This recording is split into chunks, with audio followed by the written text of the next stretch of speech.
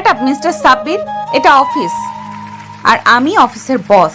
আপনি একজন কর্মচারী হয়ে বসের নাম ধরে ডাকার অধিকার কোথায় পেলেন? Sorry ma'am.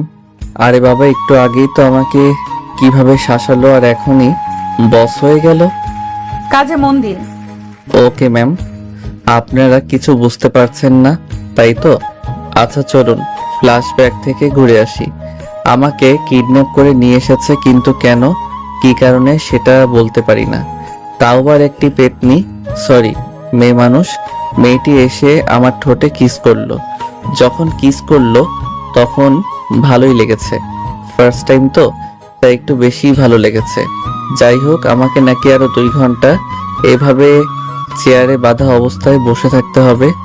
তাই আমি অন্ধকারে পেতনি থুকু মেয়েটাকে উদ্দেশ্য করে বলতে লাগলাম, বইন গো, আমার হাত পা সব ব্যথা করতেছে আর এই অন্ধকারে ভয়ও লাগছে।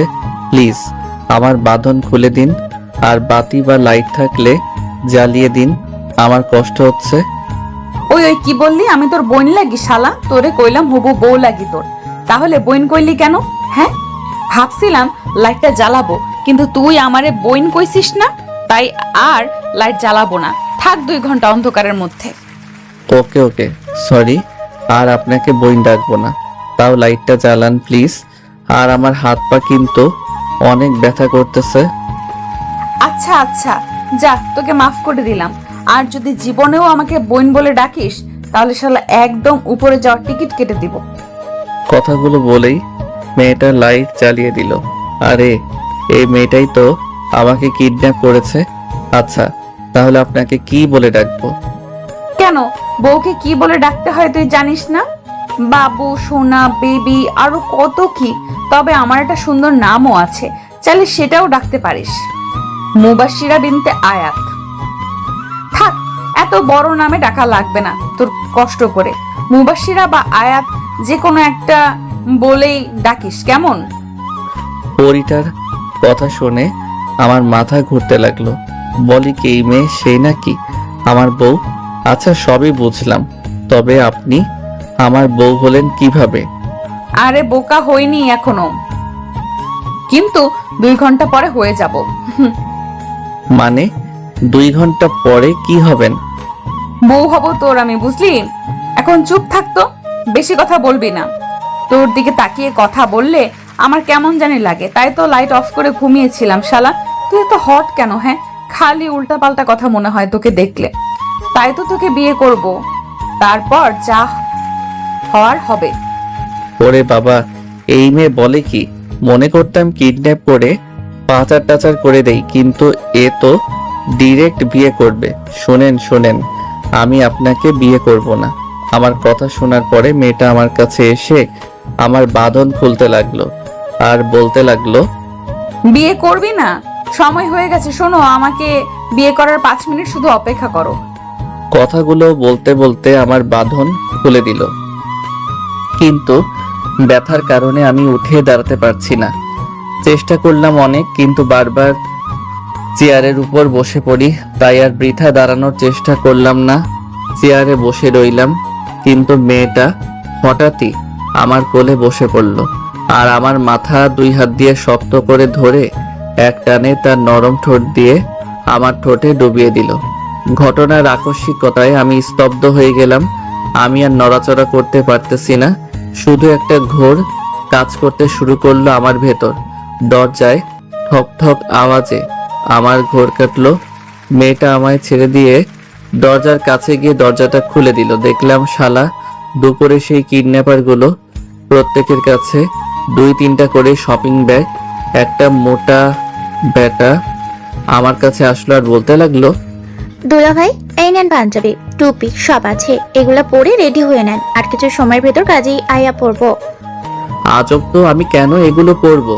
আমার এই কথা শুনে মেয়েটা আমার কাছে আসলো আর সবগুলোরে উদ্দেশ্য করে বলতে লাগলো, দোস্তরা একটু বাহিরে যা তো, আমি তোদের দুলা ভাইয়ের একটু ডোজ দিয়ে রেডি করে আনছি। আর হ্যাঁ, 10 মিনিটের মধ্যে কাজই নিয়ে আসবি। ভাই গো ভাই, আমি তো মাইনকার চিপাই ফাইসা গেছি। ওই মেয়ার আপনার একটা বুদ্ধি দেন তো, এই মেয়ের হাত থেকে কেমনে বাঁচবো? আরে আরে কি করছেন কি আপনি? ছাড়ুন আমায়। না, ছাড়বো না। আর আমাদের তো কিছু সময় পরে বিয়ে হবে, তাই না? তারপর তো তারপর কি? হ্যাঁ, ন্যাকা কিছু বোঝে না। বিয়ের পর বউ বরের মধ্যে যা হয় তাই হবে। আল্লাহ গো, এই মেয়ে তো লজ্জা শরমের মাথা খেয়ে ফেলছে, মুখে দেখে কিছুই আটকায় না। ছি ছি, এসব কি বলেন আপনি? ঠিক তখনই দরজাটা খুলে গেল আর পরীটা আমায় ছেড়ে দিল। আর সব বদমাইশগুলা হাসতে হাসতে হুজুর নিয়ে ভিতরে ঢুকলো, মানে কাজী সাহেবকে নিয়ে। আমিও বুঝে গেলাম এখন আমার সাথে কি হবে। আরে মুবাশিরা, তোরা এখনো রেডি হস নাই? ভাই ও বোনেরা, আমি কিন্তু বিয়ে কিভাবে পড়াই সেটা বেশি জানি না, তাই কিছু যদি ভুলভাল লিখে ফেলি তাহলে একটু ম্যানেজ করে বুঝে সুঝে পড়ে নিয়েন। হি হি হি হি। রেডি হওয়া লাগবে না, এভাবেই বিয়ে করব। কাজী সাহেব, আপনি 1000 টাকা দেন, মোহরে বিয়ে পড়িয়ে দেন। আরে মুবাশিরা, তোর মাথা খারাপ নাকি মাত্র? দোস্ত, তোরা বেশি কথা বলবি না। ওরা কতক্ষণ দেনমোহরে টাকা নিয়ে কথা কাটাকাটি করে শেষমেশ পরিটাই জিতে যায়, মানে মাত্র 1000 টাকা দেনমোহরেই বিয়ে হবে। ওরা যা করে করুক, আমার কি? আমাকে তো এই বিয়েতে বাধ্য করেছে, মন থেকে তো আর বিয়ে করছি না, মেয়েটার জীবন বাঁচানোর জন্য বিয়ে করছি। কাজী সাহেব, বিয়ে পড়ানো শুরু করুন। মা, আপনার নাম?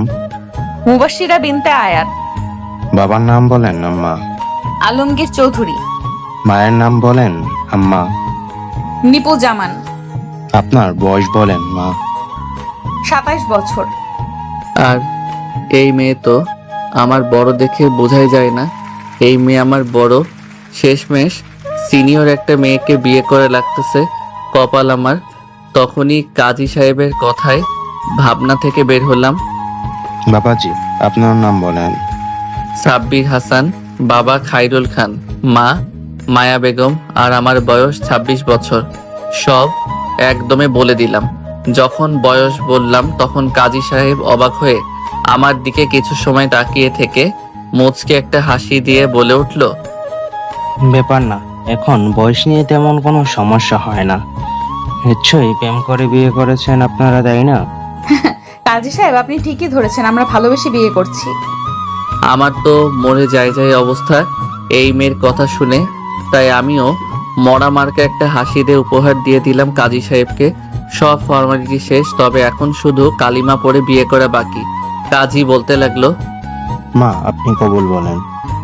কবুল কবুল কবুল। ওরে বাবা, এই মেয়ে ঠাস ঠাস করে 3 বার কবুল বলে দিল। বাবাজি, আপনিও কবুল বলেন। অনেক ভয় করছিল, তারপরও বলে দিলাম কবুল কবুল কবুল। আমি 3 বার কবুল বলার সাথে সাথে মুবাশিরা জোরে চিৎকার দিয়ে আমায় জড়িয়ে ধরলো। ইয়াহু, কলিজা, আমি আজকে অনেক খুশি। অবশেষে কালিমা পড়ে আমাদের বিয়েটা হয়ে গেল। কাজী সাহেব দোয়া করে চলে গেলেন, আমি চুপচাপ বসে থাকলাম। তখন একজন বলে উঠল, ভাইয়া সরি, তবে এটা বলতে পারি আপনি কখনোই আমার এই পাগলি বোনের কাছ থেকে কষ্ট পাবেন না। ও একটু জেদি আর রাগী হলেও অনেক ভালো একটা মেয়ে। আপনারা সুখী হবেন, আমি নিশ্চিত। ভাইয়া, আপনি সবকিছু ভুলে গিয়ে নতুন একটা জীবন শুরু করেন। আমি জবাবে শুধু হ্যাঁ বললাম। ওরা সবাই কিছু সময় থেকে আড্ডা আর মজা করে চলে গেল, কিন্তু আমি আমার মনটাকে ভালো করতে পারছি না। আমার মন খারাপ দেখে পরীটা বলতে লাগলো, এই সরি তোমাকে এভাবে বিয়ে করার জন্য, কিন্তু এটা করা ছাড়া আমার কাছে আর কোনো উপায় ছিল না। সময় হোক তোমাকে আমি সব বলবো, তাও তোমার মুখটা ওরকম করে রেখো না। এটা কি আমার সাথে আপনারা ঠিক করলেন? ইমোশনাল ব্ল্যাকমেইল করে বিয়ে করলেন। আমি কেন যেন এই বিয়েটা মন থেকে মেনে নিতে পারছি না। তখনই মুবাশিরা আমার কলার ধরে একদম মুখের কাছে মুখ এনে বলতে লাগলো, কি বিয়ে মন থেকে মেনে নিতে পারছো না? এই তোমার সমস্যাটা কি? হ্যাঁ, তোমার কি কোনো গার্লফ্রেন্ড আছে? না, আমার এমন কেউ নেই, তারপরও আমি এই বিয়েটা মানতে পারছি না। আমি অত কিছু জানি না, আমি আমার অধিকার চাই। আর এই রাত নিয়ে আমার অনেক স্বপ্ন ছিল। বিয়েটা অস্বাভাবিকভাবে হলেও প্লিজ আমার স্বপ্ন দেখাগুলো নষ্ট করে দিও না। আমাকে সময় দিতে হবে। সারা জীবন সময় পাবে, কিন্তু আমি আজকে রাত নিয়ে দেখার স্বপ্ন কখনো বিফল হতে দিব না। ভাই রে ভাই, আর কোনো কথাই বলতে দিল না। আমাকে জড়িয়ে ধরে বেডের উপর শুয়ে পড়ল আর বলতে লাগলো, চুপ, একদম চুপ। এতদিন ধরে আমি আমার সতীত্বকে হেফাজত করে রেখেছি, খুব খুব যত্নে আমি আমার সতীত্ব আগলে রেখেছি, যে এটা আমার স্বামীর অধিকার। আমি আমার সতীত্বটা এই পবিত্র রাতে স্বামীকে উপহার দিব। বেশি কথা বলবা না, আমাকে আমার মতো আদর করতে দাও। মুবাশিরা এখন আর নিজের মধ্যে নেই। এখন সে পুরোপুরিভাবে আমার অস্তিত্বের ভিতর চলে গিয়েছে। সে এখন শুধু ভালোবাসা পেতে চায়। মুবাশিরা আমাকে তার মন মতো কিস করেই যাচ্ছে। পরিটার এমন স্পর্শকাতর ছোঁয়া পেয়ে নিজেকে সামলানো অনেক কঠিন হয়ে পড়েছে। পারলাম না আর তার ভালোবাসা থেকে দূরে থাকতে। সায় দিতে থাকলাম আমিও। বাকিটা হাঁস থেকে পাতিহাঁস হয়ে ইতিহাস হয়ে গিয়েছে, তাই আর বললাম না। সকালে ঘুম থেকে উঠে দেখি পরিটা আমায় তার শাড়ির আঁচল দিয়ে আমার হাত বেঁধে রেখেছে, কিন্তু কিছু করার নাই। এই মায়ার বাঁধনটা খুলে আমি এখন পরিটাকে একা করে চলে যাব। যতই পাগলামি করে আমাকে বিয়ে করেছে, তারপরও তো সে আমারই অর্ধাঙ্গিনী, আমার বউ হয়। একটু কষ্ট হলেও পাগলিটাকে এখন একা করে আমি চলে যাব। আস্তে আস্তে আঁচলের বাঁধনটা খুলে ধীরে ধীরে বেড থেকে নামলাম। পাশে দেখতে পেলাম আমার ব্যাগ থেকে কাগজ আর কলম বের করে একটা চিঠি লিখলাম। চিঠিটায় একটা ভাঁজ দিয়ে পাগড়িটার আশেপাশে এক জায়গায় রেখে দিয়ে পরিটার কপালে ভালোবাসার স্পর্শ দিয়ে বেরিয়ে পড়লাম। রাস্তায় বেরিয়ে দেখি 2 তলা একটা বাড়িতে আমাকে পরিটা কিডন্যাপ করে এনে এইসব কাণ্ড করলো। সিলেটে আমি এর আগে 2 বার এসেছিলাম ঘুরতে, তাই মোটামুটি এই শহরটা চিনি, কিন্তু এখন আমার একটা থাকার জন্য বাসা দরকার।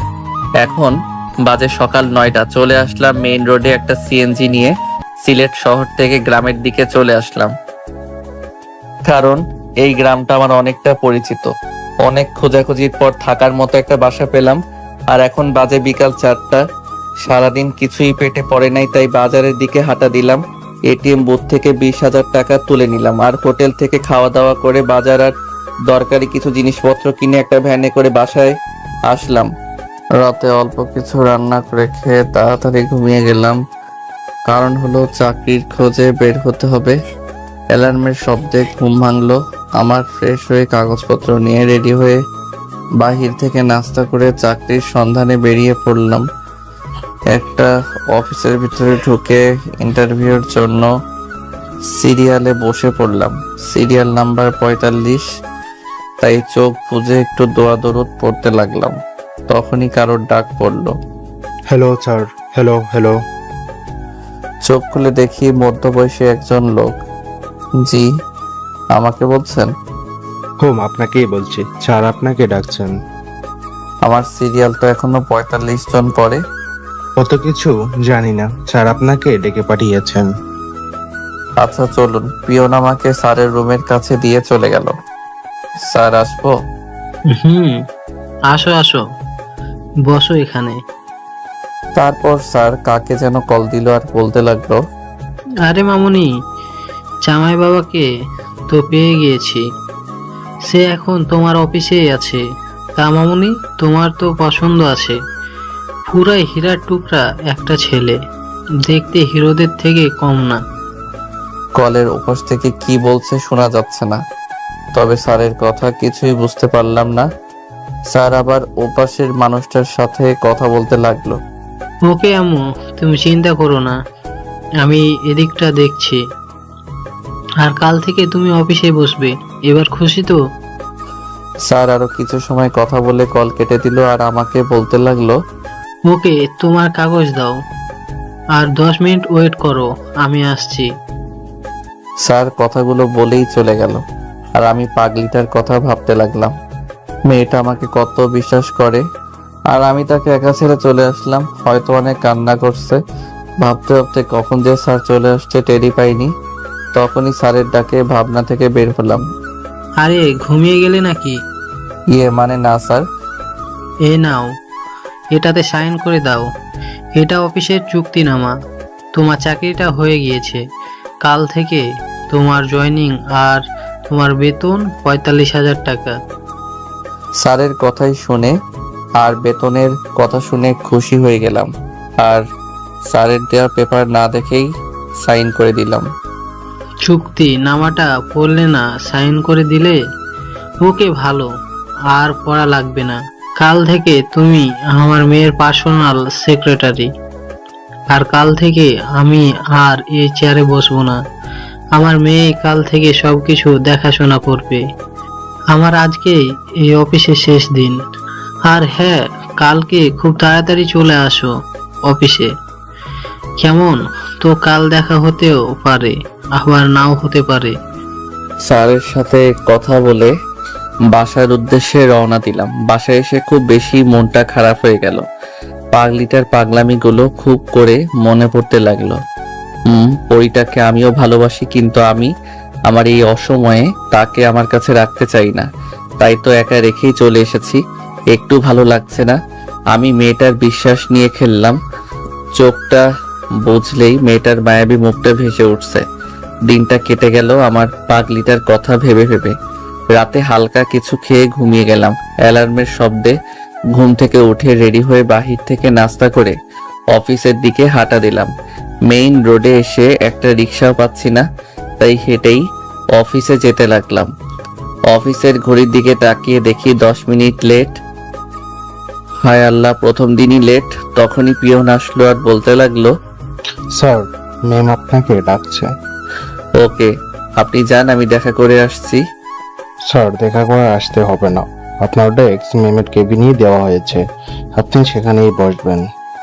আমি পিয়নের কথায় তেমন কিছু মনে করলাম না, কারণ আমি তো ম্যামের পার্সোনাল সেক্রেটারি। হয়তো সেই সুবাদে পাশাপাশি আমার ডেস্ক দিয়েছে। গিয়ে দেখি ম্যাম উল্টো দিক হয়ে বসে আছে। আসবো ম্যাম? কামিং, বসুন বসুন। আপনার অপেক্ষায় ছিলাম মিস্টার সাব্বির হাসান।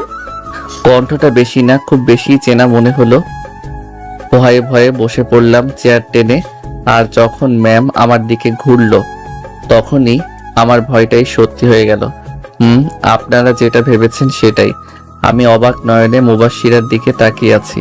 মুবাশশিরা মুচকি একটা হাসি দিয়ে বলতে লাগলো, তা কেমন আছেন সাব্বির সাহেব? আরে আপনি এভাবে চোখ বড় বড় করে তাকিয়ে আছেন কেন? আমি যেই না একটা দৌড় দিব, তখনই মুবাশশিরা বলে উঠলো, লাভ নেই দৌড় দিয়ে, দরজা অটোমেটিক লক হয়ে গিয়েছে। ট্রাই করে দেখতে পারো, খুলবে না। আমি দরজা অনেক টানাটানি করেও খুলতে পারলাম না। বেশি টানাটানি না করে চেয়ারে বসে পড়ো। তাই আর দরজা খোলার চেষ্টা না করে চুপচাপ মুবাশশিরার সামনে মাথা নিচু করে বসে পড়লাম। তখনই মুবাশশিরা চেয়ার থেকে উঠে এসে আমার কলার ধরে বলতে লাগলো, এই, তুই ভেবেছিলি আমার কাছ থেকে পালিয়ে বেঁচে যাবি? যাই হোক, আমি চেয়েছিলাম তোকে ভালোবেসে আগলে রাখবো, কিন্তু তুই আমার কথার মূল্য দিতে পারলি না। তাই তোকে এমন কষ্ট দিব যে ভাবতেও পারবি না। মানে আসলে মুবাশশিরা, তুমি আমার কথাটা একটু শোনো। চুপ, একদম চুপ। তুই বেশি কথা বলবি না। আমি তোর কোনো কথাই আমি শুনবো না। তুই শুধু আমার কথা শুনবি। শুনবো না আমি তোমার কথা? শুনবে না? ভালো তো, এটা পড়ে দেখো যাবে। আর তারপর আমার কথা শুনবে নাকি শুনবে না সেটা তোমার বিষয়। আমাকে ছেড়ে দিয়ে একটা কাগজ দিল। আমি কাগজটা পড়তে লাগলাম। কাগজে লেখা ছিল, 5 বছর পূর্বে চাকরি থেকে অবসর নিতে পারবো না। আর যদি নিজ ইচ্ছায় চাকরি ছেড়ে দিতে হয় তাহলে 80 লক্ষ টাকা জরিমানা দিয়ে চাকরি ছাড়তে হবে। 2, আমাকে যখন যেটা আদেশ দেওয়া হবে আমি সেটা করতে বাধ্য থাকিব। 3, অফিসে লেট করে আসা যাবে না। আর যদি এই সবগুলো বিষয় মানতে না পারি তাহলে 10 বছর জেল হবে। আমি এই বিষয়গুলো মাথায় রেখে স্বইচ্ছায় মেনে নিলাম। আর নিচে আমার দেওয়া সাইন পেপারটা পড়ে আমি মুবাশশিরার দিকে করুণ চাহনিতে তাকালাম। মুবাশশিরা পেপারটা টান দিয়ে নিয়ে নিল আর বলতে লাগলো, নিজের ডেস্কে বসো, আর আমি কিছু সময় পর 2টা ফাইল দিব। ফাইল 2টা কালকের মধ্যে রেডি করে আমাকে দিবেন। আর 3টার সময় রেডি হয়ে থাকবেন, এক জায়গায় যাব। ওকে। মুবাশশির, একটু শোনো। শাট আপ মিস্টার সাব্বির, এটা অফিস আর আমি আপনার বস। আপনি একজন কর্মচারী হয়ে বসের নাম ধরে ডাকার অধিকার কোথায় পেলেন? Sorry ma'am. আরে বাবা, একটু আগেই তো আমাকে কিভাবে শাসালো, আর এখনই বস হয়ে গেল। কাজে মন দিন। Okay ma'am. এই ছিল ফ্ল্যাশব্যাক। এবার গল্পে আসা যাক, চলুন। কিছু সময় পর আমাকে 2টা ফাইল দেয়া হলো। আপনারা তো জানেনই আমি বাবার অফিসে বসতাম, তাই মোটামুটি কাজ পারি। ওই মুবাশিরা শুধু আমার দিকে আর চোখে তাকাচ্ছে যে আমি ফাইল বোঝার জন্য তার কাছে যাচ্ছি না কেন। অনেক সময় হওয়ার পরও যখন আমি মুবাশিরার কাছে গেলাম না, তখন মুবাশিরা ভাবতে লাগলো, বেটা ফাইল বোঝার জন্য আসলি, না তো কালকে যদি ফাইল কমপ্লিট না পায় তাহলে মজা বোঝাবো। লাঞ্চ টাইমে আমি শব্দ ছাড়া রুম থেকে বাহিরে চলে আসলাম। ক্যান্টিনে ঘোরাঘুরি করে খেয়ে দিয়ে যখন রুমের দিকে হাঁটা দিলাম, তখনই একটা মেয়ে আগ বাড়িয়ে কথা বলতে আসলো। হাই, আমি তানিশা। আপনি? হ্যালো, আমি সাব্বির হাসান। নতুন নাকি? ম্যামের পার্সোনাল সেক্রেটারি। ওহ, ভালো তো। আমরা কি ভালো বন্ধু হতে পারি?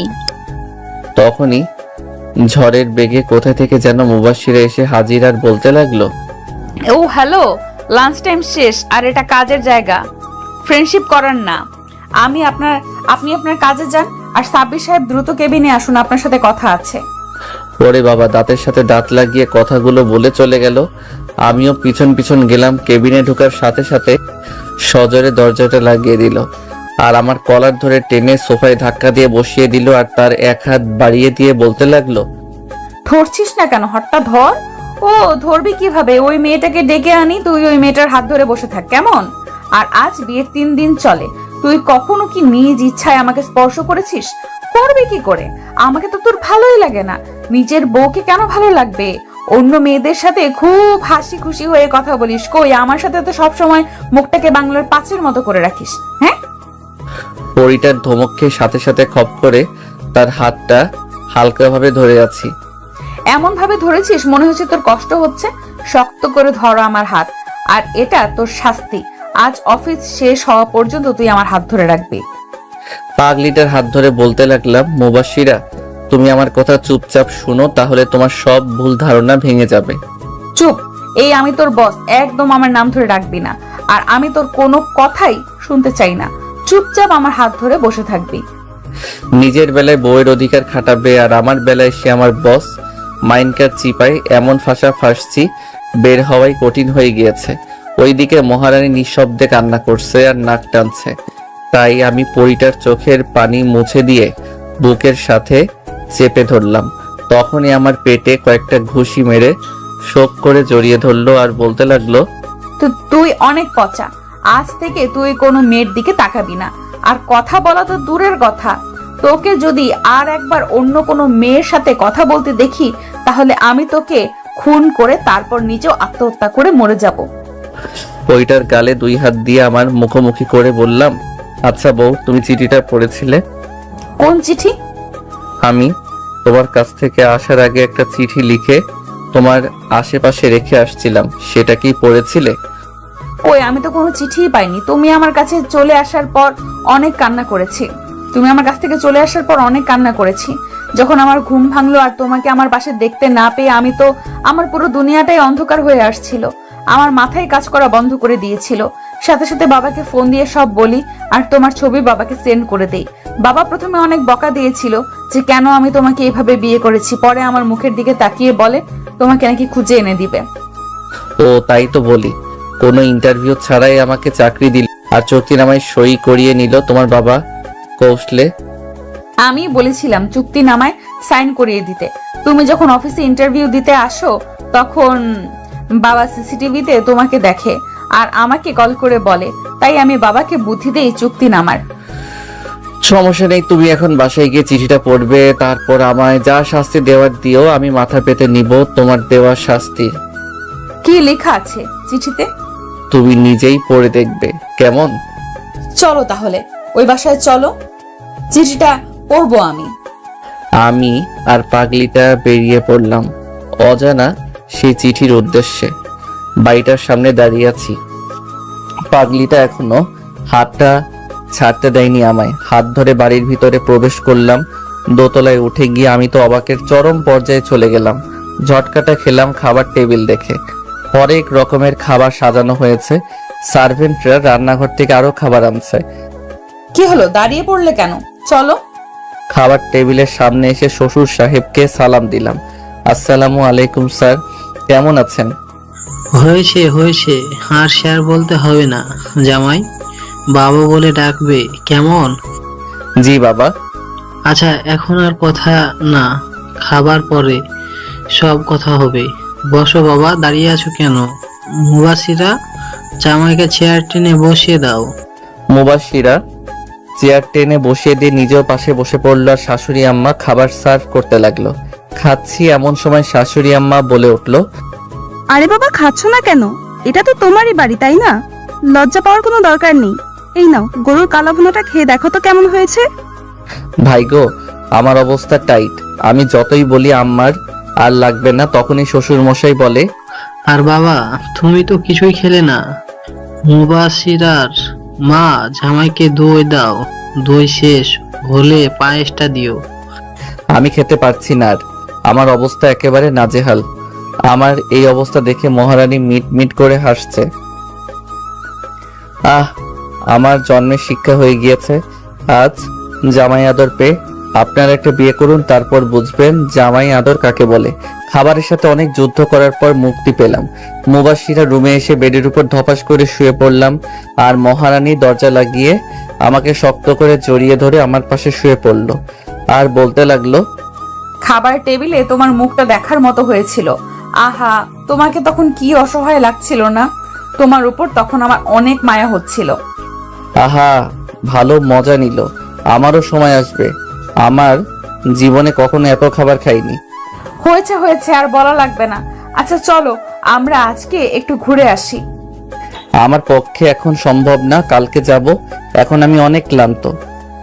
ঘুরতে যাব না আর, কিন্তু আমার এখন একটা জিনিস করতে মন চাচ্ছে। কথাটা একটু বাঁকা হাসি দিয়ে বলল, কি করতে মন চাচ্ছে? করে দেখাই, কেমন? না ভেবেই বলে দিলাম, আচ্ছা দেখাও। অনুমতি পাওয়ার সাথে সাথে লিপ কিস করে বসলো। আমার চোখ বড় বড় হয়ে গেল। শরীরে তো এক প্রকার কারেন্ট বয়ে গেল। আমি রেসপন্স করছি না দেখে আমার চুল টেনে ধরলো। তারপর আমিও রেসপন্স দিতে লাগলাম আর পরিটা যেন কন্ট্রোল হারিয়ে ফেলছে। তাই আমি নিজেকে ছাড়িয়ে নিলাম আর এটাই আমার জন্য বিপদ হয়ে দাঁড়ালো। ওই কুত্তা, কি হলো? সরে গেলি কেন? এখন এসব না, পরে। ঠিক আছে পরি। না না, শুধু কিস করব, অন্য কিছু করব না। বলেই আবার কিস করতে লাগলো। জানি হাজারো বলে কিছু হবে না, পাইছি একটা রোমান্টিক বউ। পরের দিন খুব সকালে অনেক বুঝিয়ে তারপর ভাড়া বাসায় আসি আর ফ্রেশ হয়ে রেডি হয়ে অফিসে চলে গেলাম। পরিটা এখনো আসে নাই। আমি কেবিনে বসে বসে ফাইলগুলো ঠিক করছিলাম, তখনই দরজা খুলে মুবাশিরা কেবিনে প্রবেশ করলো। ভিলেন মার্কে একটা হাসি দিয়ে বলতে লাগলো, সাব্বির, কালকের ফাইলগুলো কি কমপ্লিট হয়েছে? আজ লাঞ্চের পরে মিটিং আছে। আর একটু আছে, 10 মিনিটের মতো লাগবে। তখন মুবাশিরা অবাক হয়ে বলতে লাগলো, তুমি এই ফাইলগুলো কমপ্লিট করে ফেলেছো, কিভাবে সম্ভব? তুমি না নতুন জয়েন করেছো আর তোমাকে তো কোনো কাজও বুঝিয়ে দেওয়া হয়নি, তাহলে তুমি এত তাড়াতাড়ি ফাইলগুলো কমপ্লিট করলে কিভাবে? এটা ম্যাজিক, বুঝলেন পরি? শাট আপ, এটা বাসা না, অফিস। ম্যাম বলে ডাকবে। মনে করেছিলাম মহারানী ঠিক হয়েছে, নিজে তো ঠিকই মন মতো ডাকছেন। আমি তোমার বস, সো আমি ডাকতেই পারি। আর বকবক না করে ফাইলগুলো দাও, দেখি কি করেছো। 10 মিনিট পরে ফাইলগুলো ভালোভাবে দেখে পাগলিটার কাছে নিয়ে গেলাম। ফাইলগুলো উল্টো পাল্টে দেখলো আর চোখে তাকিয়ে বলতে লাগলো, মিটিং এর জন্য প্রিপারেশন নাও, তোমাকে উপস্থাপন করতে হবে। মুখটা গোমরা করে বললাম, ওকে ম্যাম। মনে মনে প্রিপারেশন নিচ্ছিলাম, তখনই পরিটা ওর চেয়ার থেকে উঠে এসে আমার গলা জড়িয়ে ধরে আমার কোলের উপর বসে পড়লো। তাই আমিও ভাব দেখিয়ে বললাম, আরে আরে ম্যাম, কি করছেন? ছাড়ুন, কেউ এসে পড়বে। চুপ, একদম চুপ। দরজা লক করা আছে, কেউ পারমিশন ছাড়া আসতে পারবে না। আর এত বকবক করো কেন? হ্যাঁ, আমি তোমার বস, সো যা ইচ্ছা তাই করব, কিন্তু তুমি চুপচাপ বসে থাকবে। এখন কথা বন্ধ করে একটা কিস করো তো। পারবো না কিস টিস করতে, আমার অনেক কাজ বাকি আছে। এই, তোর কি চুক্তি নামার কথা ভুলে গিয়েছিস? যা বলছি তাই কর। আমি তারপরও চুপচাপ বসে আছি, তাই মুবাশির আবার বলে উঠলো, এই তুমি এত আনরোমান্টিক কেন? হ্যাঁ, কথাটা বলেই মাথাটা ধরে দিল এক টান আর ঠোঁট জোড়া আমার ঠোঁটে মিশিয়ে দিল, কিন্তু আমি কোনো সাড়া দিচ্ছি না দেখে ছেড়ে দিয়ে বলতে লাগলো, সাব্বির, আমার কিন্তু এখন রাগ উঠে যাচ্ছে। থাক। বলেই আমাকে ছেড়ে দিয়ে উঠে গিয়ে নিজের চেয়ারে গিয়ে বসে পড়লো আর রাগে ফুঁসতে লাগলো। এই রে একটু বেশি করে ফেলে। আমি উঠে গিয়ে আরেকটা চেয়ার টেনে বসে পড়লাম আর পরিটাকে আমার দিকে ঘুরিয়ে দিলাম। আর তখন বলতে লাগলো, এখানে আসছিস কেন? তোর না অনেক কাজ পড়ে আছে? যা গিয়ে তোর কাজ কর, যা বলছি। আমি কানে ধরে বললাম, সরি ম্যাম, আপনার যত সময় আমাকে আদর করতে মন চাই করুন, আমি আর বাধা দিব না। তখনই মুবাশিরা হেসে দিয়ে বলতে লাগলো, শয়তান ছ্যামড়া, আমার কান ধরেছিস কেন? আমি আর কিছু না বলে পরিটার হাত ধরে একটানে আমার কোলে নিয়ে আসলাম আর শক্ত করে জড়িয়ে ধরলাম। মুবাশিরা আমার বুকে কিল ঘুষি মারতে মারতে বলতে লাগলো, ছাড় শয়তান, এখন ভালোবাসা উতলায় উঠছে না? তখন তো পটকা মাছের মতো ফুলেছিলি। আমি আর মুবাশিরাকে কথা বলতে না দিয়ে ওর শাড়ির ভিতর হাত দিয়ে পেটে স্লাইড করতে লাগলাম। সাথে ওর নড়াচড়া বন্ধ হয়ে গেল আর চোখ বুজে নিল। আমার ছোঁয়া পেয়ে পরিটা কেঁপে কেঁপে উঠছিল। হঠাৎই আমার কলার ধরে টান দিয়ে ঠোঁট জোড়া এক করে দিল। কত সময় ছিলাম মনে নাই, হঠাৎ মোবাইলের চিৎকার শুনতে পেলাম। আমার মনে চাচ্ছে এখন এই ফোনটাকে আছাড় মেরে হাত পা ভেঙে হসপিটাল পাঠিয়ে দেই। এমন সময় কেউ কল দেয়? পরি, কল আমার আসে নাই, কল আসছে তোমার। দেখো টেবিলের উপর ফোনটা কিভাবে কান্না করছে। তখনই মুবাশিরা টেবিলের উপর থেকে ফোনটা নিয়ে বলতে লাগলো, কিরে মোটু, এই অসময়ে কল দিলি? কিছু কি হয়েছে তোর? আরে না রে দোস্ত, কিছুই হয় নাই। তোদের খোঁজ খবর নেওয়ার জন্য ফোন করা। আচ্ছা, দুলাভাই কি এখনো তোর উপর রাগ করে আছে? না রে মোটু, সব ঠিকঠাকই আছে। আর আমার উপর রাগ করবে? অসম্ভব। রাগ করলে তো টিকিট কেটে উপরে পাঠিয়ে দিতাম। আচ্ছা দোস্ত, তুই এখন কোথায়? আর এমন দাঁতের দাঁত চেপে কথা বলছিস কেন? আমি কি তোকে ডিস্টার্ব করলাম ফোন দিয়ে? শালা মোটুর বাচ্চা, আমি এখন তোর দুলাভাইয়ের লগে রোম্যান্স করছি আর তুই ফোন দিয়ে সব ডিসমিস করে দিলি। ফোন কাট, পরে কথা বলবো। বেটা মোটরে কি ধমকটাই না দিল। লাউড স্পিকারে দেওয়ায় আমি মোটর কথা শুনে বেটাকে আমিও গাড়ি দিচ্ছিলাম। হয়েছে ম্যাম, আপনি এখন একটু শান্ত হন, একটু পানি খেয়ে মিটিং এর জন্য প্রিপারেশন নেন, আর রোমান্স বাসায় গিয়ে ইচ্ছা মতো করিয়েন। বলেই পরিটাকে আমায় কোল থেকে নামিয়ে দাঁড় করিয়ে ওর চেয়ারে বসিয়ে দিলাম। পাগলিটা পরে আর কিছু না বলে কাজে মন দেয় আর আমিও কাজে মন দেই। দুজন একসাথে লাঞ্চ করে ফাইলগুলো ঠিকঠাক করে মিটিং রুমের দিকে পা বাড়ালাম। মুবাশিরা আমাকে বারবার বলছে আমি যেন গুছিয়ে কথা বলি, আরো নানান রকম উপদেশ দিচ্ছে। ডিলটা যেন হাতছাড়া না হয়ে যায়, কিন্তু কাদের সাথে ডিল হবে আমি তা এখনো জানি না। মিটিং রুমে প্রবেশ করে যে যার আসনে গিয়ে বসলাম। এ কি, আমি সামনে কাকে দেখতে পাচ্ছি? আরে ভাই, সামনে আমার বাবাকে দেখতে পাচ্ছি। তার মানে ডিলটা আমাদের কোম্পানির সাথে। মুবাশিরা প্রজেক্টের বিষয়ে খুঁটিনাটি বুঝিয়ে আমাকে দাঁড় করিয়ে দিল।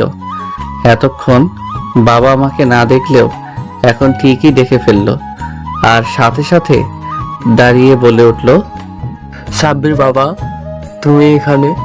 আমি তোমাকে পুরো বাংলাদেশ খুঁজে বেড়াচ্ছি। বাবা চলো বাসায়, তোমাকে ওই ছোট মেয়েটার সাথে বিয়ে দেব না। সবাই তো আর আমার আর বাবার দিকে অবাক নয়নে তাকিয়ে আছে। আর মুবাশিরা তো পুরাই বরফের মতো জমে গিয়েছে। বাবা যখন বুঝলো যে এখানে অনেক মানুষ আছে, তখন আবার বলে উঠল, সরি, মিটিং এখানেই শেষ, আর ডিলটা আপনারাই পাচ্ছেন। আর আপনারা সবাই প্লিজ বাইরে চলে যান, শুধু সাব্বির সাহেব বাদে। আমি ওই স্ট্যাচুর মতো দাঁড়িয়ে আছি। একে একে সবাই বাইরে যাওয়ার মুবাশিরা বাবাকে উদ্দেশ্য করে বলল, স্যার, আপনি কি সাব্বিরকে চেনেন? আরে চিনবো না মানে? সাব্বির আমার একমাত্র ছেলে। আমার সাথে রাগ করে বাসা থেকে চলে গিয়েছে। আমি পুরো বাংলাদেশ খুঁজেও পেলাম না, আর এখানে সে চাকরি নিয়ে কাজ করছে। মুবাশিরা হঠাৎ করে বাবাকে সালাম করলো আর বাবা মুবাশিরার কাণ্ড দেখে অবাক হয়ে গেল আর মুবাশিরাকে বলতে লাগলো, আরে আরে কি করছো তুমি মা? আমাকে সালাম করছো কেন? মুবাশিরা কথাগুলো বলেই এক দৌড়ে চলে গেল। এটা কি হলো? আমাকে ফাঁসিয়ে দিয়ে সে পগার পার হয়ে গেল। তখন বাবা আমাকে জিজ্ঞেস করলো, কি বলে গেল মেয়েটা? যাই হোক সাব্বির, মেয়েটাকে মানে বাবা, কি মানে করছো? বলো মেয়েটাকে। কেমনটা লাগে আমাকে ফাঁসিয়ে দিয়ে এখন সে উধাও? কি হলো সাব্বির, চুপ করে আছো কেন? বলো মেয়েটাকে। আসলে বাবা, আমরা বিয়ে করে ফেলেছি। মেয়েটা তোমার বাড়ির বউ। কথাগুলো শোনার পর বাবা কিছু সময় চুপ থেকে বলে উঠলো, 2 দিনের মধ্যে বৌমা তোমাকে যেন বাড়িতে দেখতে পাই। জাস্ট 2 দিন। যা বাবা। আমার আর কোনো কথাই শুনলো না, হন হন করে চলে গেল। আমি পাশ থেকে পানির বোতলটা নিয়ে ঢক ঢক করে পুরো 250 মিলি সাবার করে দিলাম। ও মা! মিটিং রুম থেকে বাহিরে এসে অবাক না হয়ে আর পারলাম না, কারণ মুবাশিরার বাবা আর আমার বাবা দুজনের সাথে কথা বলছে। তাই আমি আর সেখানে গেলাম না। মিটিং রুমের দরজার সামনেই দাঁড়িয়ে দাঁড়িয়ে তাদের কাণ্ড কারখানা দেখতে লাগলাম। তখনই মুবাশিরা ট্রেতে করে 2 মগ কফি নিয়ে আসলো। শ্বশুর মশাইয়ের বাবাকে নিজ হাতে কফি সার্ভ করলো আর ভদ্রমের মতো বাবার পাশে দাঁড়িয়ে রইল। তখন বাবা মুবাশিরাকে তার পাশে বসিয়ে মাথায় হাত বুলিয়ে দিতে লাগলো। তাদের মাঝে কি কথা হচ্ছে তা আমি শুনতে পাচ্ছি না, তাই আমাদেরকেও বলতে পারছি না। এইদিকে মহারানী দেখি লজ্জায় লাল হয়ে মাথা নিচু করে বসে আছে। তখন আমার মাথায়ও একটা শয়তানি বুদ্ধি আসলো। আমি আমার ফোনটা বের করে একটা মেসেজ দিলাম, কি মহারানী বাবার সামনে তো লজ্জায় লাল নীল হচ্ছ, আর আমার সামনে আসলে তো। তখনই মুবাশিরার ফোনে টুং করে শব্দ হলো, আর এদিক ওদিক তাকিয়ে আমাকে দেখে টুপ করে চোখ মেরে দিল। কি মেরে বাবা, আমার সামনে একটু লজ্জা পাই না। তখনই আমার ফোনটাও টুং করে বেজে উঠলো। তাকিয়ে দেখি পরীটা মেসেজ দিয়েছে, আর মেসেজে লেখা আছে, বাসায় যাই, রাতে তোমায় মজা দেখাবো। এটা কি হলো? উল্টো আমি ফেসে গেলাম। তখন দেখি বাবা আর শ্বশুর মশাই কোলাকুলি করছে, আর মুবাশিরা দাঁড়িয়ে দাঁড়িয়ে দেখছে, আর বাবা কোলাকুলি করে শ্বশুর মশাইয়ের সাথে হাত মিলিয়ে এদিক ওদিক চাওয়াচাই করতে লাগলো।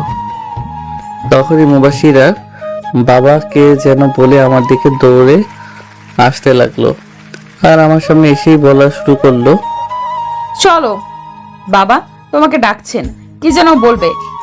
আমি শুকনো একটা ঢোক গিলে সামনের দিকে যেতে লাগলাম। বাবা সামনে গিয়ে চুপচাপ দাঁড়িয়ে রইলাম।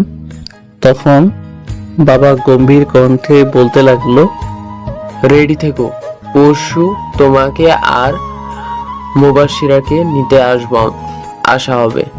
একা যাওয়ার দরকার নেই, আমি এখন আসি, অনেক কাজ বাকি আছে আমার এখনো। কথাগুলো বলেই হন হন করে বেরিয়ে গেল অফিস থেকে। তখন শ্বশুর মশাই বলতে লাগলো, আরে ছেলে দেখি ভয় পাচ্ছে, ভয় পাওয়ার কি আছে, এখানে যাও, বাসায় যাও, দুজনে ফ্রেশ হয়ে সবকিছুর প্ল্যানিং করো। আমাকে কিছু বলতে না দিয়ে মুবাশিরা আমার হাত ধরে টানতে টানতে নিয়ে আসতে লাগলো, আর শ্বশুর মশাইকে বলতে লাগলো, আচ্ছা বাবা, তুমি এই দিকটা দেখো, আর সবাইকে ইনভাইট করে তাড়াতাড়ি চলে আসো বাসায়।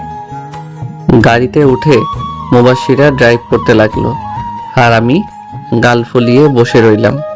মুবাশিরা অনেক কিছু জিজ্ঞাসা করছে, বাট আমি কোনো কিছুরই উত্তর দিচ্ছি না দেখে মুবাশিরা এক পাশে গাড়ি সাইড করলো আর বলতে লাগলো, এই বাদর ছেলে, কি হয়েছে? কথা বলছো না কেন? মনে হচ্ছে অনেক রেগে আছো।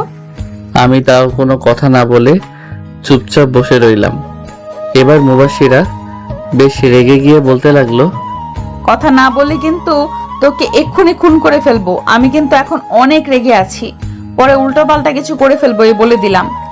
আমি পাগলিটার দিকে আর চোখে তাকিয়ে দেখি রাগে একদম লাল হয়ে গিয়েছে, পুরাই টমেটোর মতো। আমি ফিক করে হেসে দিলাম। আমার এমন হাসি দেখে পরিটা বোকা বনে গেল। কি হলো? তুমি না এই রেগে কথাই বলছিলে, এখন আবার এমন করে হাসছো কেন? আরে এসব করেছি তো তোমাকে রাগানোর জন্য, কারণ রাগলে তোমাকে আরো বেশি সুন্দর লাগে। তবে রে ফাজিল ছেলে, তোর আজকে খবরই আছে। জানিস আমি কত ভয় পেয়ে গেছিলাম, মনে করেছিলাম তুই আমার উপরে রেগে গিয়ে কথাই বলছিস না। যদি আমাকে ছেড়ে চলে যাস আর কোনো সময় এমন করবি না, আমার সাথে এক মুহূর্তের জন্য কথা বলা বন্ধ করবি না। তুই আমার সাথে কথা না বললে আমি মরে যেতে চাই। তুই বুঝিস না কেন? হ্যাঁ, আমাকে তুই বুঝবি, বল। পাগলিটা আমার বুকে আস্তে আস্তে কিল ঘুষি মেরে আর সাথে সাথে কান্না করতে করতে কথা বলছিল। এখনো কান্না থামায়নি, তাই আর উপায় না পেয়ে এক টান দিয়ে আমার বুকের মাঝে নিয়ে চার ঠোঁট এক করে দিলাম। সাথে সাথে সব ঠান্ডা হয়ে গেল। জানি পইটাকে ঠান্ডা করতে হলে এটাই করা লাগবে। কিছু সময় পর ছেড়ে দিলাম আর দেখি মহারানী লজ্জা পাচ্ছে। লজ্জা পেয়ে কথা বলা বন্ধ করে দিয়ে মাথা নিচু করে বসে আছে। এই প্রথম আমার কাছে এমন লজ্জা পাচ্ছে পরিটা। এখন মনে হচ্ছে পৃথিবীর সকল সৌন্দর্য পরিটাকে ঘিরে ধরেছে। আমি তো চোখ সরাতে পারছি না। হঠাৎ করে মুবাশিরা আমাকে জড়িয়ে ধরে আমার বুকে মুখ লুকালো আর বলতে লাগলো, যা শয়তান পোলা, দেখছে যে আমি লজ্জা পাচ্ছি তাও কেমন করে তাকিয়ে থাকে, মনে হচ্ছে এক্ষুনি মাটির নিচে চলে যাই। তা হঠাৎ এমন লজ্জা পাচ্ছ যে? কই আগে তো লজ্জা পাওনি? জানি না দুষ্টু পোলা কোথাকার, গাড়ি চালাও, আমি এখন আর ড্রাইভ করতে পারবো না। আমি ড্রাইভিং সিটে বসে ড্রাইভ করে বাসায় চলে আসলাম। আর পুরো রাস্তায় পরিটা আমার বুকে মুখ গুজে বসেছিল। লজ্জায় ঠিকমতো কথাও বলে নাই। বাসার সামনে গাড়ি থামাতে গেট খুলে দৌড় দিয়ে চলে গেল। ওর লজ্জা পেতে দেখে আমার চরম পর্যায়ে হাসি পাচ্ছিল। অনেক কষ্টে হাসি থামিয়ে বাড়ির ভিতর চলে গেলাম। আর তখনই বাসার ভিতর গিয়ে দেখি শাশুড়ি আম্মা কার সাথে যেন মোবাইলে হেসে হেসে কথা বলছে।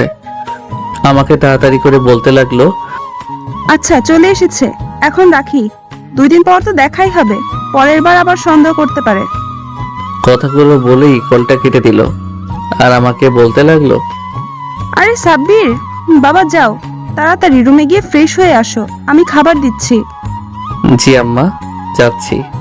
পরে রুমে এসে দেখি ওয়াশরুম অলরেডি বুক হয়ে আছে, মানে মুবাশিরা ফ্রেশ হতে গেছে। তাই আমি খাটের উপর ধপাস করে বসে পড়লাম আর মোবাইল গুতাগুতি করতে লাগলাম। কিছু সময় পর মহারানী বের হলো আর আমার দিকে টাওয়েলটা ছুঁড়ে মারলো আর ভাব নিয়ে বলতে লাগলো, হ্যাঁ মিস্টার পিচ্চি সাব্বির ওরফে জুনিয়র বর, যাও এক্ষুনি ফ্রেশ হয়ে আসো, আমি নিচে যাচ্ছি খাবার রেডি করতে। খেয়ে দিয়ে অনেক কিছুর প্ল্যান করতে হবে, তোমার হাতে 15 মিনিট সময় আছে, তার মধ্যে তোমাকে যেন খাবার টেবিলে পাই। কথাগুলো বলেই মুখ ভেঙচি দিয়ে দিল দৌড়। আমি ওর কথা শুনে ভেবাচেকা খেয়ে গেলাম। কি হলো এটা? ও সব ভাবাভাবি বাদ দিয়ে ওয়াশরুমে ঢুকে গেলাম, ঝর্ণা ছেড়ে দিলাম। আহ কি শান্তি! ফ্রেশ হয়ে শুধু টাওয়েল পরে বের হলাম, কারণ আমি কিছুই নিয়ে যাইনি ফ্রেশ হতে। বের হয়ে আগে গিয়ে ঠাস করে দরজা লাগিয়ে দিলাম, কারণ কখন কে চলে আসে বলা যায় না। দরজাটা লাগিয়ে পিছনে ফিরতেই দেখি মহারানী শাড়ির আঁচল কোমরে গুজে আমার দিকে ড্যাব ড্যাব করে তাকিয়ে আছে। হঠাৎ করে বলে উঠল, কি মহাশয়, দরজা লাগালেন কেন? আমি যেন না আসতে পারি, তাই না? কই না তো, এমনি লাগালাম, হি হি হি। এমনি নাকি? আমি ভালো করেই জানি আমার জন্যই দরজা লাগিয়েছো। বের হও বলছি। লজ্জা করছে না তোমার? আমার তো লজ্জা করছে। যাও, আমি জামা কাপড় পরে আসছি। কেন লজ্জা করবে? আমি তো আমার বরকে দেখেছি, অন্য কাউকে তো আর দেখছি না। এইদিকে আমি ওর দিকে তাকিয়ে দেখি বইটা বেশ লজ্জা পাচ্ছে। লজ্জায় মুখটা একদম লাল হয়ে গেছে। তারপরও আমার সাথে জোর করে ঝগড়া করছে কি মেয়েরে বাবা, তাই একটু ভাবলাম ফাইজলামি করি। আমি ধীরে ধীরে মুবাশিরার দিকে এগোতে লাগলাম। এইটা কি হলো, মনে করেছিলাম ভয় পাবে আর পিছিয়ে যাবে, কিন্তু না, ঠাই দাঁড়িয়ে আছে আর আমার দিকে তাকিয়ে আছে। আমি পরিটার একদম কাছে চলে আসছি, আমার মুখটা ওর মুখের সামনে নিয়ে যেতে লাগলাম। তখনই মুবাশিরা চোখ বন্ধ করে ফেললো, ওর ঠোঁট জোড়া কাঁপছে। আমি কিছু সময় ওর দিকে তাকিয়ে থেকে মুচকি একটা হাসি দিয়ে পাশ কাটিয়ে জামা কাপড় পরতে লাগলাম। আর ওইদিকে মহারানী ঠাই দাঁড়িয়েই আছে। আমি কিছু করছি না দেখে আস্তে আস্তে চোখ খুললো আর আমাকে সামনে পেল না, পিছনে তাকিয়ে দেখে আমি শার্ট প্যান্ট পরে দাঁড়িয়ে আছি। এটা কি হলো? কই কিছুই তো হয়নি, তবে রাতে কিছু একটা হতে পারে বলেই একটা চোখ টিপ মেরে দিলাম। এখন তো কিছু একটা হতে চলছিল, কিন্তু হলো না কেন? ওটা রাতের জন্য রেখে দিয়েছি, সব রাতেই হবে। এখন আমার অনেক ক্ষুধা পেয়েছে, পেটের মধ্যে হরতাল শুরু হয়ে গেছে। আর কিছু সময় এভাবে থাকলে মনে হয় বোম ব্লাস্ট হয়ে যাবে। কথাগুলো বলেই দরজাটা খুলে বের হয়ে গেলাম। আর মহারানী তো আমারে গালি দিয়ে 14 গোষ্ঠী উদ্ধার করছে। শালা শয়তান পোলা, এইভাবে ধোকা দিয়ে গেল। কিসটা করলে কি এমন হতো? না না, কিস করে নাই, ভালোই করছে। পরে আবার ওর সামনে যেতে লজ্জায় মরেই যেতাম।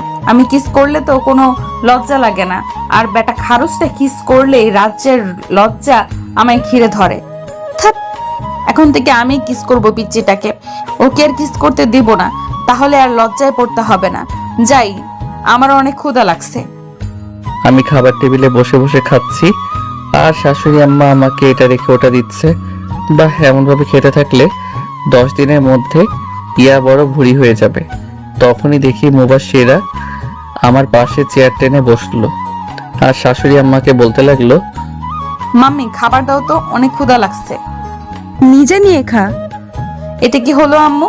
তুমি তো আমার জামাইকে বেশ বেড়ে বেড়ে বেড়ে খাওয়াচ্ছ, আর আমাকে বলছো নিজে নিয়ে খেতে। ব্যাপারটা কি বলো তো? ওরা মা মেয়ে তো তুমুল ঝগড়া শুরু করে দিয়েছে আর আমি মুখ টিপে হাসছি আর চুপচাপ খেয়ে যাচ্ছি। আমি খাওয়া দাওয়া শেষ করে সোফায় বসে পড়লাম। কিছু সময় আগেই শাশুড়ি মা মুবাশিরার সাথে ঝগড়া করে চলে গেছেন, আর এদিকে মহারানী রাগ করে গাল ফুলিয়ে বসে আছেন। খাবার নাড়াচাড়া করছে কিন্তু খাচ্ছে না, কিছু একটা ভাবছে হয়তো।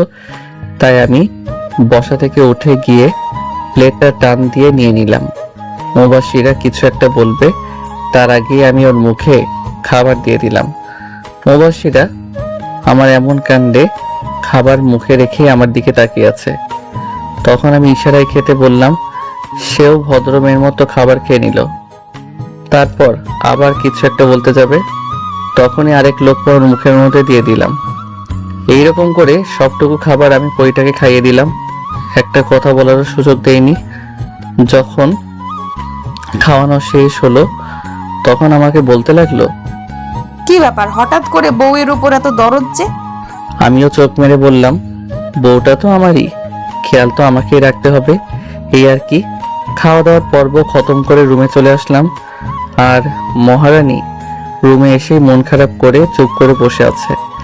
অন্য সময় হলে হয়তো রোমান্টিক অত্যাচার করত, আর না হলে গল্পের ঝুড়ি নিয়ে বসতো, কিন্তু এখন একদম চুপ মেরে বসে আছে।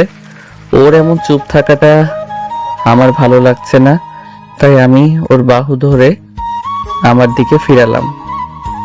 বইটা আমার চোখের দিকে তাকালো আর আমিও তাকালাম আর বললাম, তা রানী সাহেবা, আপনার মনটা খারাপ কেন জানতে পারি? হঠাৎই বইটা বিদ্যুৎ গতিতে আমাকে জড়িয়ে ধরে হাউ মাউ করে কান্না করে দিল। আমিও ওর এমন কাণ্ডে তাজ্জব বনে গেলাম। আমি পরীটাকে পরম যত্নে জড়িয়ে ধরে বললাম, আরে এই পরী, কি হলো, কান্না করছো কেন? কি হলো?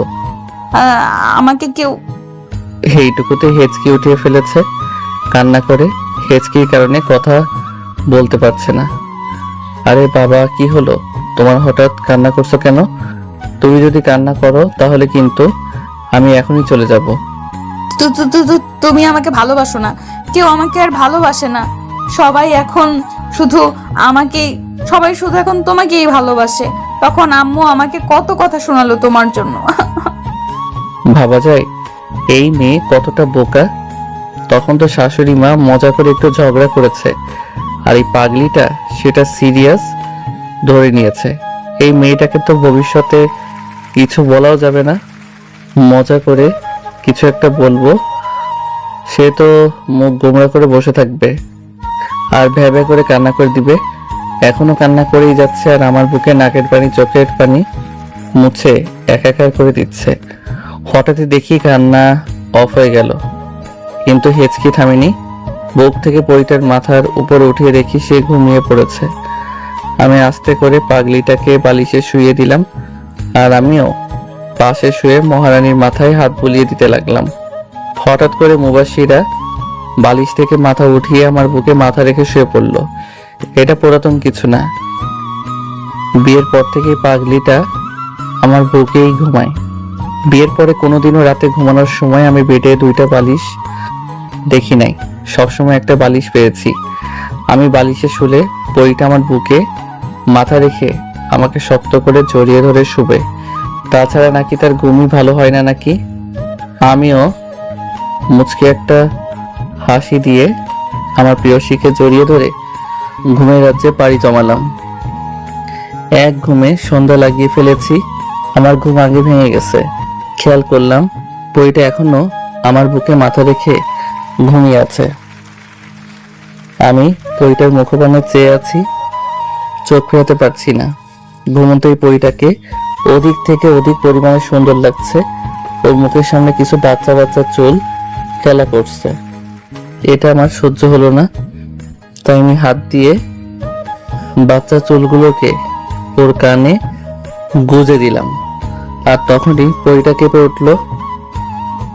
ঘুমাতে দাও তো, এভাবে সুরসুরি দিচ্ছ কেন? বাজে কয়টা খেয়াল আছে আপনার মহারানী? ওঠেন, আর ঘুমাতে হবে না। না, আর একটু ঘুমাবো। আর তুমিও চুপচাপ শুয়ে থাকো, একদম নড়াচড়া করবা না বলে দিলাম। যা, কি হলো এটা? পাগড়িটা তো আরামসে ঘুমাচ্ছে, কি আর করার, ঘুমাক। আর আমি আমার প্রিয়সীকে দেখি আল্লাহ হয়তো নিজ হাতে আমার জন্য এই মেয়েটাকে তৈরি করেছেন। আমি তার মুখের দিকে তাকিয়ে সারা জীবন কাটিয়ে দিতে পারবো। তার এই চেহারাতে অনেক অনেক মায়া, আর একটি ছেলেকে ঘায়েল করার জন্য এই মায়াটুকুই যথেষ্ট, যা আমার এই পাগড়িটার মধ্যে আছে। এই পরি ওঠো, আর ঘুমাতে হবে না। উঠো বলছি। তখনই মুবাশিরা চোখ খুলে আমার দিকে কিছু সময় তাকিয়ে থেকে হঠাৎই আমার ঠোঁটে তার একটা আঙ্গুল দিয়ে বলতে লাগলো, খুশ, আর একটা কথা বলবা না, চুপ, একদম চুপ। এর আবার কি হলো? হঠাৎই রোমান্টিক মোডে চলে আসলো। ভাবসাব তো খারাপ দেখছি। আমি কাঁপা কাঁপা গলায় বলতে লাগলাম, এই এখন একদম দুষ্টামি করবা না কিন্তু। এবার আমার গালে আঙ্গুল দিয়ে স্লাইড করে বলতে লাগলো, খুশ, চুপ। আমার এখন আদর আদর পাচ্ছে, আমি এখন তোমায় আদর করব। মুবাশিরা কথাটা একদম নেশালো ভাবে বলল, না, এখন আর আদর করা লাগবে না। না, আমি এক্ষুনি আদর করব, আর তুমিও করবে। আর কোনো কথা শুনতে চাই না। ভারী বিপদে পড়ে গেলাম। এই মেয়েটার মাঝে মধ্যে কি যে হয়, হঠাৎ করেই রোমান্টিক অত্যাচার শুরু করে দেয়। এইভাবে যদি অত্যাচার করে তাহলে তো নিজেকে সামলানোই দেয়। হঠাৎ করেই পাগলিটা আমার মাথার পিছনে হাত দিয়ে এক টান দিয়ে তার মুখের সামনে আমার মুখ নিয়ে আসলো, আর ফিসফিস করে বলতে লাগলো, তোমাকে অনেক ভালোবাসি, আর জীবনের থেকেও বেশি ভালোবাসি। ওর গরম নিঃশ্বাস আমার মুখে পড়ছে, আর নিজেকে সামলে রাখতে পারলাম না। পাগলিটাকে এক টান দিয়ে নিজের সাথে মিশিয়ে নিলাম, আর ওর কানের কাছে মুখ নিয়ে বলতে লাগলাম, আমাকে এত ভালোবাসো কেন? আমার মধ্যে কি এমন আছে যে যা দেখে আমাকে এরকম পাগলের মতো ভালোবাসো? জানি না, তবে এতটুকুই বলবো, আমি আমার পিচ্চিটাকে অনেক অনেক অনেক ভালোবাসি। আমিও এই সিনিয়র পরিটাকে অনেক বেশি ভালোবাসি। এবার পরিটা একটু বেশি লজ্জা পেয়ে গেল, তাই উল্টো দিকে ঘুরে একটু দূরে গিয়ে শুয়ে পড়ল। আমিও পাগলিটার শাড়ির ভিতরে হাত দিয়ে স্লিম পেট ধরে নিজের কাছে টেনে আনলাম। তখনই মুবাশিরা কেঁপে উঠল। যা ফাজিল পোলা কোথাকার, তোমার সাহস বেড়ে গেছে তাই না? পারমিশন ছাড়াই যেখানে সেখানে হাত দাও। যাবো বাবা, এখন সব দোষটা আমার হয়ে গেল বুঝি? নিজেই তো আগে রোমান্টিক অত্যাচার শুরু করলো, আর তোমার এই রোমান্টিক অত্যাচার যখন শুরু করে তখন নিজেকে সামলানোই মুশকিল হয়ে পড়ে। থাক তাহলে আর কি করার, সরো উঠতে দাও, আমি বাহিরে যাব। যখনই বেড থেকে উঠে যাব তখনই মুবাশিরা হ্যাচকা টান দিয়ে ওর গায়ের উপর ফেলে দিল আর বলতে লাগলো, কোথায় যাও? হ্যাঁ, একদম ওঠার চেষ্টা করবা না, এখন আমাকে অনেক আদর করবা। আমি কোন এক মায়াবতী পারমিশন ছাড়া তাকে ছুবো না প্রতিজ্ঞা করেছি, তাই এখন আদর বা রোমান্স করার কোনো মুড নাই। হুশ, কোনো কথা নাই, আমি তো জাস্ট মজা করছিলাম, আর তোমার সম্পূর্ণ অধিকার আছে আমার উপর, কোনো পারমিশন লাগবে না। এইভাবেই দুষ্টুমি ফাইজলামির মধ্য দিয়ে 2টা দিন কেটে গেল। ঘুম থেকে সকালে উঠে নিচে গিয়ে তো বড় ধরনের একটা শক খেলাম, কারণ পুরো বাড়িটা সাজানো হচ্ছে। আবার রুমে চলে আসলাম। মহারানী এখনো নাক ডেকে ঘুমাচ্ছে। আমি গিয়ে ওর চুল দিয়ে ওর কানে সুরসুরি দিতে লাগলাম। তখন মহারানী ঘুম ঘুম কণ্ঠে বলতে লাগলো, সাব্বির কি করছো সকাল সকাল? হ্যাঁ, একটু তো ঘুমাতে দাও তো, কোন রকম দুষ্টুমি করবা না। আর তুমি এত সকালে উঠতে গেলে কেন? আমার পাশে এখন শুয়ে পড়ো। এ বলে কি এখন বাজে 9টা, আর সে বলছে সকাল। বাজে কয়টা আপনার খেয়াল আছে? সেই দিকে মহারানী ওঠো বলছে, কি ভাববে সবাই? কয়টা বাজে আর কে কি ভাবলো সেটা আমার দেখার বিষয় না, বুঝলে? লক্ষ্মী ছেলের মতো আমার পাশে শুয়ে আমাকে জড়িয়ে ধরে থাকো তো। রাতে যে এতগুলো আদর করলাম তাতেও তোমার হয় নাই? যা শয়তান পোলা, এগুলো আবার বলতে হয়? লজ্জা করে না তোমার? যেভাবে রোমান্টিক অত্যাচার করো কই তখন তো তুমি লজ্জা পাও না। এখন গুড গার্লের মতো উঠে পড়ো, অলরেডি 9টা বাজে। কি এত বেলা হয়ে গেছে?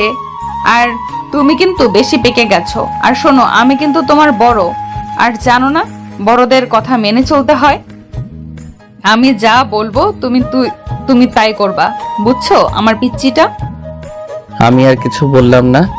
পাগলিটার কথা শুনে পুরাই ভেবাচেকা খেয়ে গেছি।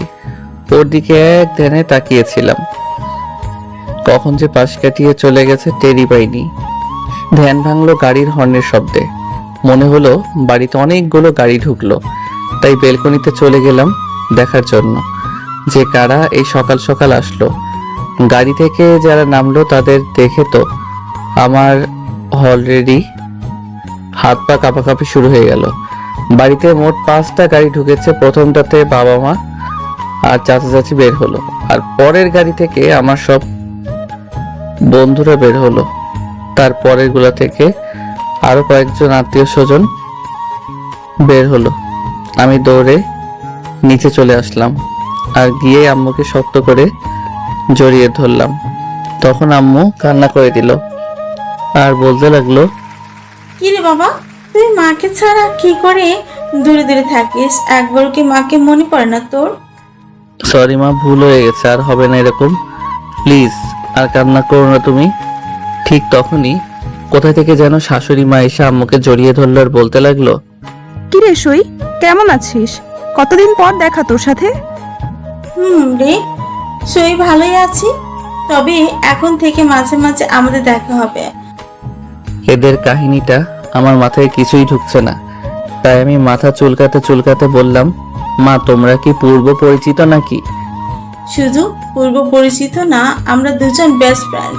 আর তোদের এই বিয়ে দেওয়াটাও আমার এই বেস্টের প্ল্যান ছিল। মানে বুঝলাম না। আর বুঝাও লাগবে না, মুবাশিরা মামুনির কাছ থেকে জেনে নিস তাহলেই হবে। এর সাথে মুবাশিরাও জড়িত আছে।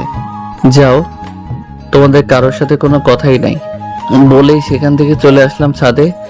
এরা আমার সাথে প্রতারণা করলো, কিছুই বুঝতে পারলাম না।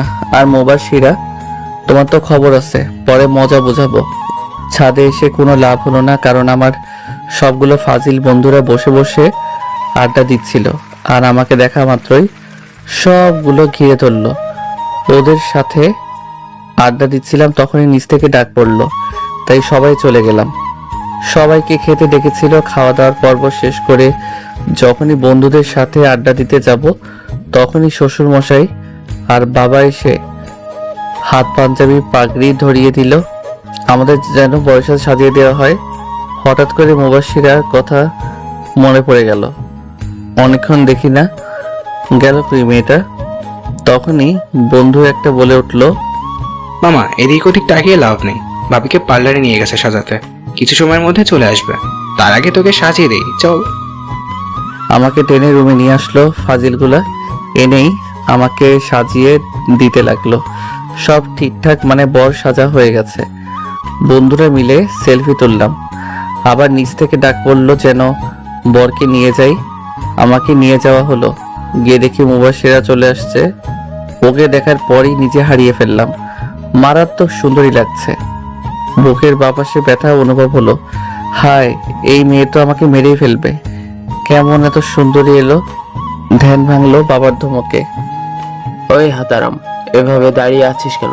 বস, এখন বাসায় গিয়ে ইচ্ছে মতো দেখিস। বাবার কথায় সবাই হেসে দিল, আর আমি কিছুটা লজ্জা পেলাম। ধপ করে মুবাশশিরার পাশে বসে পড়লাম। আজকে আবারও কাজী সাহেব আসছে আমাদের বিয়ে পড়াতে। বাহ, কি কপাল আমার! 2 বার বিয়ে করলাম আমি। হি হি হি হি হি। সবকিছু ঠিকঠাক ভাবেই হয়ে গেল। আর আমি এখন বাসর ঘরে যাওয়ার জন্য প্রস্তুতি নিচ্ছি। ভয় হচ্ছে, কারণ এখন বাজে রাত 2টা। শালা হারামি বন্ধুগুলোর কাছ থেকে ছাড়া পাইছি মাত্র। আর এত রাতে বাসর ঘরে ঢুকলে মুবাশশিরা নিশ্চয়ই আমাকে আর আস্ত রাখবে না। কি আর করার, বাইরে মশা কামড়াচ্ছে, তাই আপনাদের দেওয়া 1 ইঞ্চি লম্বা সাহস নিয়ে পা টিপে টিপে বাসর ঘরে ঢুকে গেলাম। যে দরজাটা লাগাতে যাব তখনই মুবাশশিরা বাঘিনীর মতো গর্জন দিয়ে বলতে লাগলো, বের হ রুম থেকে। এখন আসছিস কেন? রাতটা শেষ হয়ে গেলেই তো আসতে পারতি। বজ্জাত ছেলে কোথাকার! আর 1 পা সামনে দিবি না, সোজা রুম থেকে বাহির হয়ে যাবি। বাবারে, এর এই রূপ দেখে সেই লেভেলের ভয় পেয়ে গেলাম। তাই ভদ্র ছেলের মতো বাহিরে চলে যেতে লাগলাম। তখনই পিছন থেকে আবার আওয়াজ আসলো, দেখো কাণ্ড, আবার বাহিরে যাচ্ছে। একের তো রাত 2টায় আসছে, আবার ঢ্যাং ঢ্যাং করে বাহিরে যাচ্ছে। এই হাদারাম, কই যাচ্ছিস? আয় বলছি, দরজাটা লাগা। নিজেই বাহিরে যেতে বলে আর বাহিরে গেলেও দোষ। চুপচাপ দরজা লাগিয়ে দাঁড়িয়ে রইলাম। তখনই মুবাশশিরা ধমক দিয়ে বলতে লাগলো, কি হলো? ওখানে সং হয়ে দাঁড়িয়ে আছো কেন? কাছে আসো আর আমার ঘোমটা খোলো। যাক বাবা, রাতটা হয়তো কমেছে। তাই আমিও লাফিয়ে লাফিয়ে গিয়ে বেডের উপর বসে আস্তে আস্তে মুবাশশিরার ঘুমটা তুলে দিলাম। দেখি মহারানী লজ্জায় লাল হয়ে যাচ্ছে, কিন্তু হঠাৎ করে আমার কলার ধরে বলতে লাগলো, এই বেটা লাল ইঁদুর হাদারাম, কোথায় ছিলি এতক্ষণ? হ্যাঁ, আমি যে তোর জন্য এখানে বসে বসে অপেক্ষা করছি, সেটা কি তুই ভুলে গিয়েছিলি? হ্যাঁ। হঠাৎই ওর এমন রূপ দেখে আবারও ভয় পেয়ে গেলাম আর কাপা কাপা গলায় বলতে গেলাম, আসলে আর বন্ধুরা আমাকে ছাড়ছিল না, তাই আসতে এত লেট হয়ে গেল। চুপ, একটুও বাজে বকবি না। এখন যা চুপচাপ সোফায় গিয়ে ঘুমিয়ে পড়। কি আর করার, লক্ষ্মী ছেলে মতো উঠে সোফায় গিয়ে শুয়ে পড়লাম। তখনই মুবাশশিরা চিৎকার দিয়ে বলতে লাগলো, ওই তোকে যেতে বলেছি বলে তুই যাবি? হ্যাঁ, লাইট অফ করে বেডে আয়।